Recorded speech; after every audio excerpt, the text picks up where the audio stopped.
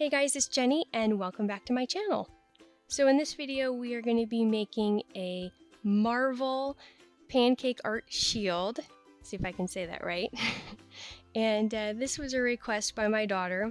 She loves Marvel and anything like superhero type stuff. And so yeah, I don't know. Also, it has been a long time since I've been around, so say hello in the comments. I'd love to hear from you guys. But you'll see here that her and I kind of bounced back and forth, taking turns making the pancakes, and it was just a fun way to spend an afternoon.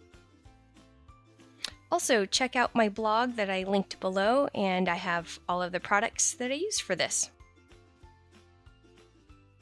Okay, at this point we need to flip the pancakes, and it's just a good tip to know that you don't flip them until they're kind of bubbly and really sort of lose the shine all over.